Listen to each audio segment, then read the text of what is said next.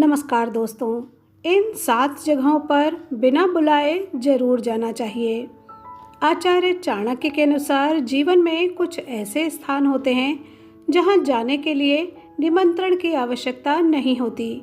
वहां तुम्हारी उपस्थिति ही तुम्हारे संस्कार, तुम्हारे चरित्र और तुम्हारे रिश्तों की सच्चाई बताती है। आइए जानते हैं ऐसे 7 स्थान जहां पर हमें बिना बुलाए अवश्य ही जाना चाहिए। पहला स्थान है भाई या मित्र की पुत्री का विवाह। भाई और मित्र दोनों ही जीवन में अपने होते हैं। भाई तो जन्म से रक्त के बंधन से तुम्हारे साथ जुड़ा होता है, लेकिन मित्र वो है जिसे तुम अपने आचरण, अपने व्यवहार और अपने स्नेह से अपना बनाते हो। मित्रता का ये बंधन कई बार रक्त संबंधों से भी अधिक गहरा हो जाता है। अब सोचो, जब भाई या मित्र की पुत्री का विवाह हो रहा हो, तब क्या ये उचित है कि तुम वहां ना जाओ? चाहे निमंत्रण किसी कारण से ना पहुंचे, तब भी आपको वहां जाना चाहिए। हो सकता है मित्र का संवाद बंद हो गया हो या भाई से दूरी हो गई हो, तो क्या इसका अर्थ ये है कि तुम उनके सबसे बड़े अवसर में भी अनुपस्थित रहो? नहीं, बिल्कुल नहीं। उस क्षण सारे मतभेद बुलाकर तुम्हें वहां पहुंचना चाहिए। दूसरा स्थान, गुरु या मार्गदर्शक के घर। मनुष्य के जीवन में सबसे बड़ा वरदान अगर कोई है तो वह है गुरु। माँ तुम्हें जन्म देती है, पिता तुम्हें पालन पोषण करता है, लेकिन गुरु तुम्हें आत्मा का बोध कराता है।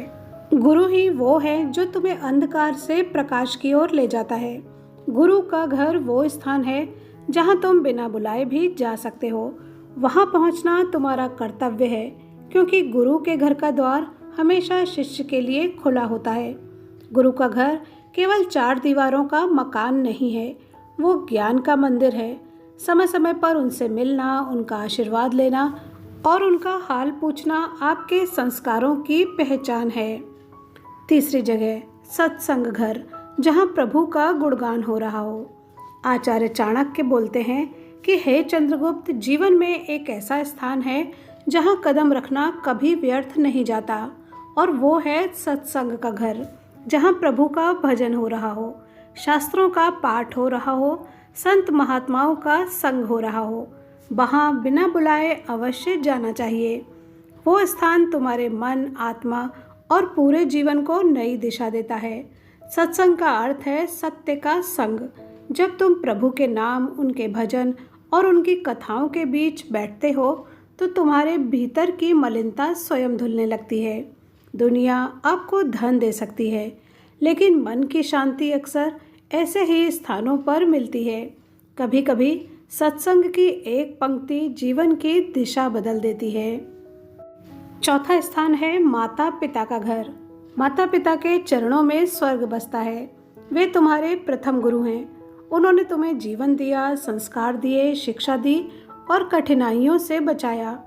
माता पिता के घर जाना केवल एक सामाजिक कर्तव्य नहीं है, ये आत्मिक कर्तव्य भी है। वहाँ जाने से तुम्हें आशीर्वाद मिलता है और आशीर्वाद से जीवन की हर कठिनाई सरल हो जाती है। जिस घर से आपका जीवन शुरू हुआ, वहाँ जाने के लिए अनुमति कैसी? कई बार माता पिता फ़ोन पर कहते हैं कि सब ठीक है, लेकिन आपकी एक मुलाकात उनके चेहरे पर सच्ची खुशी ला सकती है। उनके पास समय रहते ज़रूर जाएं। 5वां स्थान, अपने सास ससुर का घर। आचार्य चाणक्य ने फिर कहा है कि चंद्रगुप्त, विवाह केवल 2 व्यक्तियों का नहीं बल्कि 2 परिवारों का मिलन है। विवाह के बाद सास ससुर का घर तुम्हारा दूसरा घर होता है। वहाँ बिना बुलाए जाना तुम्हारा धर्म है। शास्त्रों में कहा गया है कि विवाह से बना रिश्ता भी रक्त संबंध जितना ही पवित्र होता है। इसलिए ससुराल का घर केवल एक औपचारिकता नहीं है, बल्कि वो घर भी तुम्हारा अपना घर है। इसलिए हे चंद्रगुप्त, सास ससुर के घर बिना बुलाए अवश्य जाओ। उनकी सेवा करो, उनकी बात सुनो और उनका दिल जीत लो। ये तुम्हारे पारिवारिक जीवन की मजबूती की जड़ है।